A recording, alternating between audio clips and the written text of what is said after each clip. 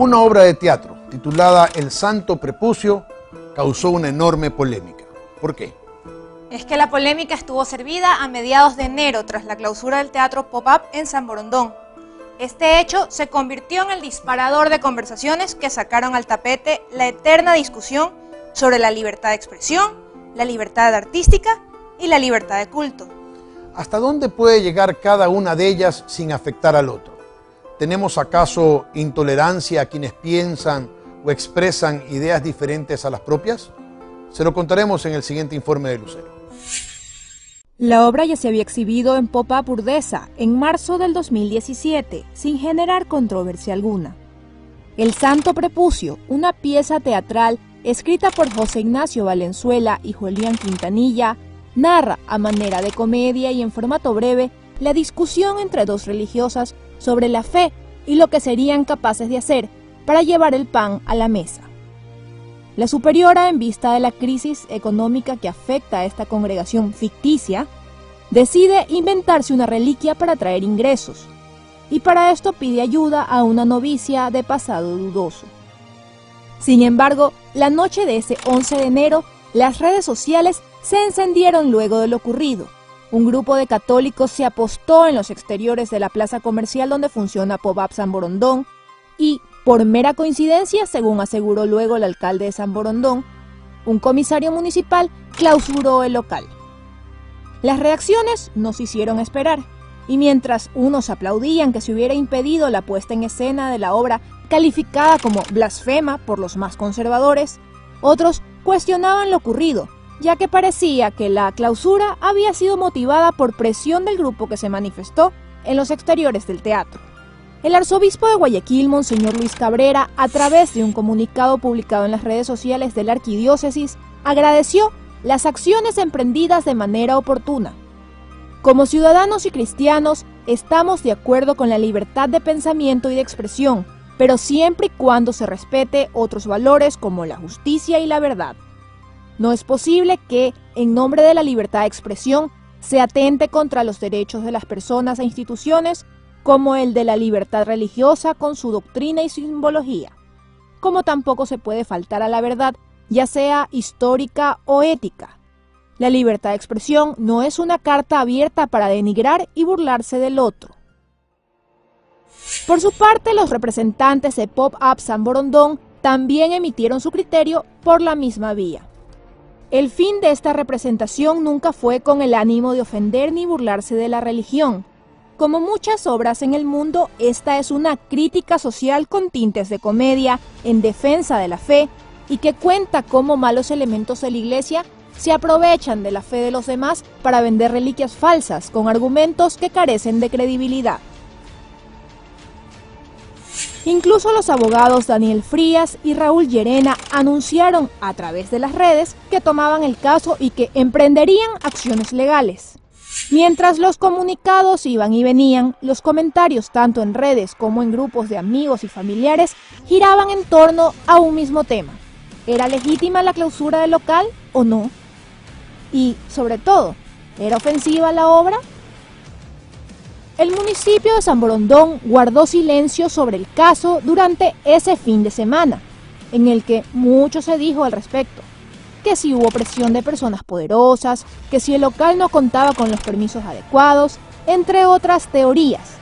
Incluso Fundamedios, organización que entre sus funciones tiene el monitoreo de amenazas a la libertad de expresión, emitió una alerta sobre este caso. Lo cierto es que, luego de una reunión entre Ricardo Velástegui, dueño del teatro, sus abogados y representantes del municipio de San Borondón, el espacio recuperó el permiso de funcionamiento el sábado 13 de enero. Sin embargo, la obra como tal debió esperar hasta el 22 de enero para volver a cartelera. El ruido generado por la clausura llegó hasta los oídos de los autores de la obra, el español Julián Quintanilla y el chileno José Ignacio Valenzuela, alias El Chascas. Tanto que el español viajó hasta nuestro país para emprender las acciones que fueran necesarias en contra de la censura a su obra. Las imágenes quedaron grabadas y esas imágenes impactaron a mucha gente. Son un grupo de gente violenta en la puerta de un teatro que no hacíamos daño a nadie, porque además legalmente es una obra privada para la que hay que pagar una entrada. No me he ido yo a una iglesia de San Morondón a gritar a la puerta a mi obra. Es decir, tú si no quieres entrar, no entres. Igual que si no quieres entrar a un burdel porque tu mural te lo impide, no entres. Pero recuerdo que en el mundo hay 50 religiones, hay libertad de culto y que Ecuador es un estado laico. Y que yo no tengo que escribir obras para defender al catolicismo, a pesar de que yo creo en Dios. Pero es para explicar que usted puede reclamar porque no le gusta el contenido, pero usted no puede cerrar un teatro de manera ilegal y usando leyes para hacer censura. Eso usted no lo puede hacer. Aún así, en una entrevista con Diario El Universo, el alcalde de San Borondón desestimó que se tratara de censura. Coincidió. El comisario actuó de acuerdo a la ley, a la ordenanza municipal que obliga, en este caso, a los teatros, en San Borondón hay algunos teatros, a presentar un mes antes el listado de las obras que se van a llevar a cabo durante el mes siguiente. Ese día el comisario actuó de acuerdo a la ordenanza y coincidencialmente había una obra que también se presentaba ese día. Reconocieron de que la obra en sí no hay ningún problema con el municipio. Básicamente el problema era que en la comunidad se había se había levantado una voz de protesta por el tema de la propaganda o del afiche que se corrió en redes sociales. Los señores dueños del teatro y el actor, que creo que es hermano dueño del teatro, aceptaron el cambiar el afiche y aceptaron reconocer que había un pequeño mala difusión en la comunidad y creo que todo quedó en Santa Paz. La polémica duró poco más de una semana, y aunque la obra ganó notoriedad tras el escándalo, se exhibió el 18 de enero en un club privado de Guayaquil y regresó a la cartelera de Pop-Up San Borondón desde el 22 de enero hasta el 4 de febrero, el afiche tuvo que ser modificado por una versión menos transgresora, es decir, que no incluyera el embutido del que se hablaba en la obra y que algunos interpretaron que hacía alusión al miembro de Jesús. Pasada la efervescencia, es un buen momento para evaluar qué pasó en esta situación. Desde ambas orillas se invocaron los derechos humanos y la Constitución. Y es que a ambas partes el derecho los asiste, pues todos somos seres humanos y ciudadanos de este país, cobijados por los mismos derechos y desempeñándonos dentro del mismo marco legal. Pero, ¿puede inclinarse la balanza más hacia un lado que otro? ¿Pesa más en nuestro país la libertad de culto que la libertad de expresión y la libertad artística? ¿O no? Sin embargo, esta no fue ni la primera ni la última vez que las críticas a una pieza artística amenazan la continuidad de una exhibición en nuestro país. La noche de la protesta contra la obra El Santo Prepucio, hubo quienes adujeron que ni siquiera podían mencionar el nombre de la obra porque constituía una blasfemia. En todo caso, según los apuntes históricos, sí existió veneración al Santo Prepucio. Es que entre los siglos IV y XVIII, múltiples reliquias circularon por territorio europeo y estuvieron en poder de congregaciones religiosas, reyes y nobles. Incluso llegaron a coexistir más reliquias de las posibles, según la lógica, en distintas ciudades. Lo cierto es que en 1900 un decreto firmado por la Sacra Congregación para la Doctrina de la Fe durante el papado de León XIII prohibió la veneración del Santo Prepucio, pues consideraban que se trataba de una reliquia que despertaba una curiosidad irrespetuosa, además de problemas teológicos. Aún así, hasta 1983 se tuvo rastro de la controversial reliquia. El último lugar donde se le rindió culto fue la parroquia italiana de Calcata, de donde supuestamente fue robada. Desde entonces no se supo más, razón que quizás justificaría por qué para muchos el nombre de la obra carecía de sentido. Despejada la inquietud histórica, retomamos los hechos. Atentar contra las creencias de los otros, la moral y/o las buenas costumbres, así como invocar algunos tecnicismos en los cuerpos legales vigentes, han servido de excusa para justificar actos de censura en el arte en nuestro país. Por ejemplo, el 13 de noviembre del 2017, la muestra del artista guayaquileño Marco Alvarado, titulada Difícil de leer entre mi luto y mi fantasma, fue censurada y clausurada antes de tiempo, luego de que la alcaldía de Cuenca así lo pidiera. El motivo: la protesta de un universitario que derivó en la queja de órdenes religiosas de esa ciudad. Finalmente, la exposición fue reubicada en otro espacio. Día de la visita guiada, estuvimos como alrededor de unas 40 personas en el museo y había efectivamente estudiantes de la carrera de diseño entre el público, ¿no? Y claro, un muchacho me llamó aparte después de haber terminado la visita y me pidió que le explique algo sobre una obra. Es la obra en cuestión. Yo me acerqué a ver qué es lo que le interesa. Y entonces este muchacho comenzó a decirme que yo había exhibido allí obras pornográficas, obras que atentaban contra la iglesia y que el Ecuador es un país católico y que eso no se puede hacer.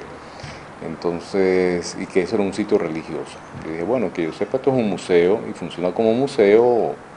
En muchas partes del mundo usted va a encontrar piezas que tendría que censurarse entonces en el mismo Museo Vaticano, o sea, es ridículo. Pero acto seguido el muchacho comenzó a golpear el vidrio, es una obra grande que mide 2 metros por 2 metros 3, entonces imagínese golpear fuerte para romper, golpeó 2 veces, sus compañeros y el profesor que estaban presentes lo amonestaron. Bueno, y lo más sospechoso y lo más extraño es que si eso ocurrió a las 12 del día, a las 5 de la tarde en que yo regresé al museo, acompañado del director de la Bienal de Cuenca y el curador de la Bienal de Cuenca para hacer un recorrido, ya la sala estaba cerrada con un candado. Y la directora nos informó que estaba censurada la muestra. La directora del museo fue clara en decir, mira, pasó esto, ella apoyó la obra y ella se opuso en todo momento a la censura, ¿no? Pero ella me lo dijo claramente, yo hago esto por miedo. Son injerencias de poder político y religioso que actúan en contra del trabajo de un artista sin siquiera enterarse, sin siquiera, además, que medie pues algún tipo de argumento legal, porque tengo entendido que una censura opera como la figura legal como un delito. Yo no he cometido ningún delito, o sea, entonces censurar al arte a estas alturas en el planeta es algo que es bastante cuestionable, da mucho que pensar, ¿no? También el año pasado, pero en agosto, el milagroso Altar Blasfemo, un mural que formaba parte de una exposición que presentaba críticas frente a las problemáticas de género, fue censurado y retirado de la exposición colectiva La intimidad es política. Esta medida fue tomada por autoridades municipales de Quito luego de que la Conferencia Episcopal Ecuatoriana emitiera un comunicado.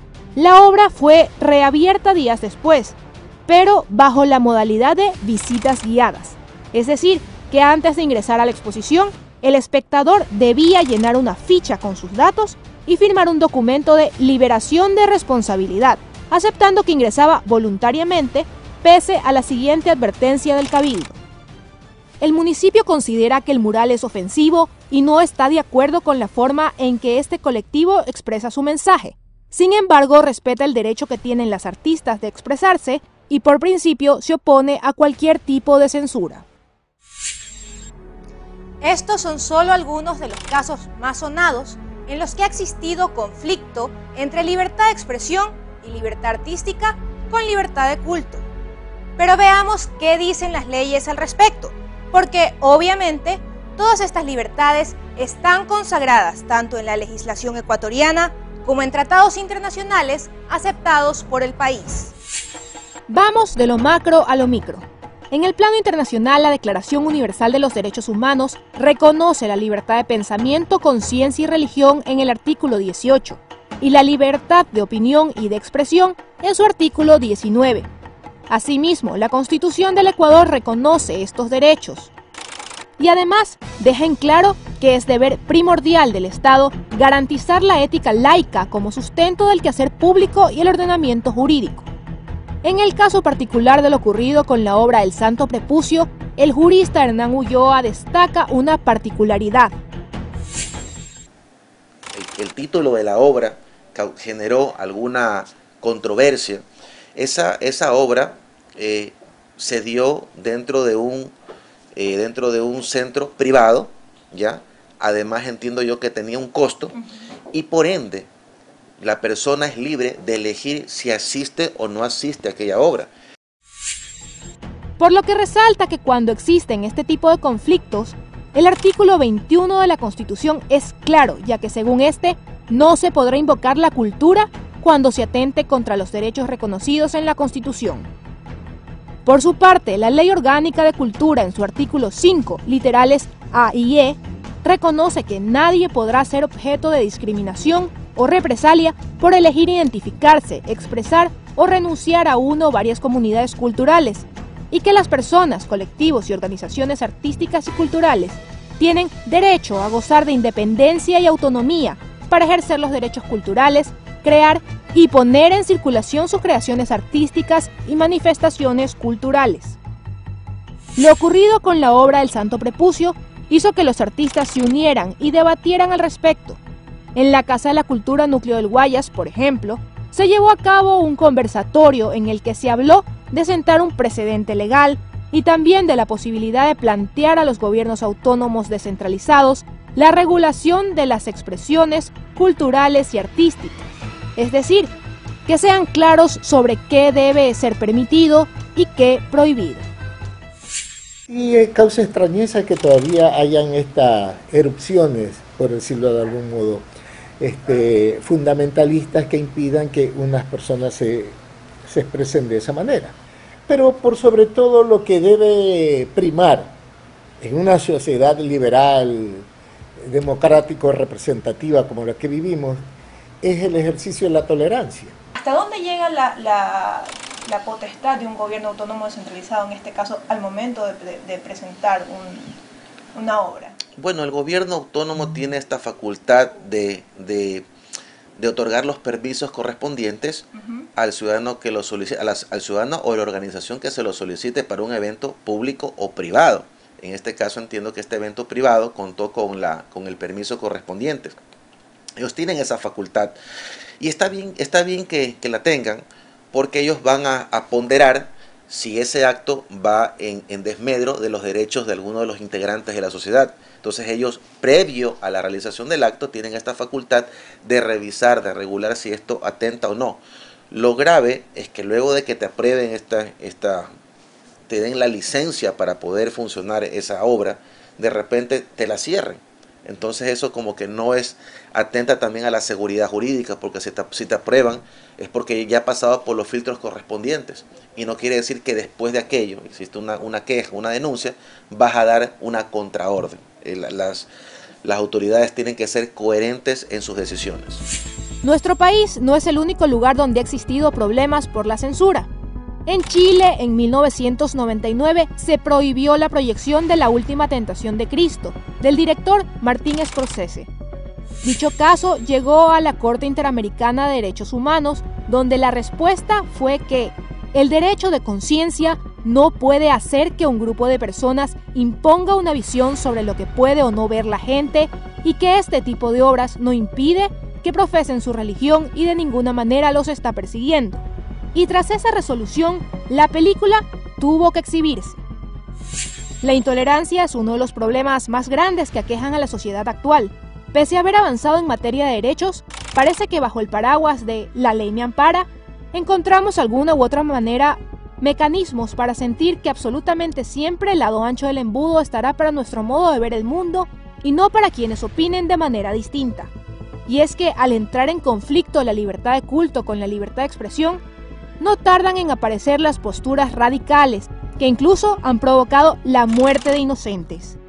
Recordemos el caso de la revista francesa Charlie Hebdo y el atentado que sufrió en 2015, cuando 12 personas, entre ellos ilustradores y comunicadores, perdieron la vida, luego de que extremistas islámicos abrieran fuego en la redacción del medio de comunicación, que anteriormente había publicado caricaturas que ofendían al profeta Mahoma.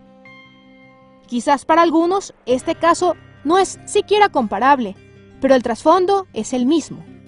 Por el otro lado, hay ejemplos de tolerancia y hasta de enfrentar con buen humor la situación. Ocurrió en Estados Unidos con el musical El Libro del Mormón, que hasta ganó premios Tony. Lejos de ofenderse, los líderes de dicha iglesia aprovecharon el ruido que generó la obra para motivar a que la gente se interesara por conocer su fe.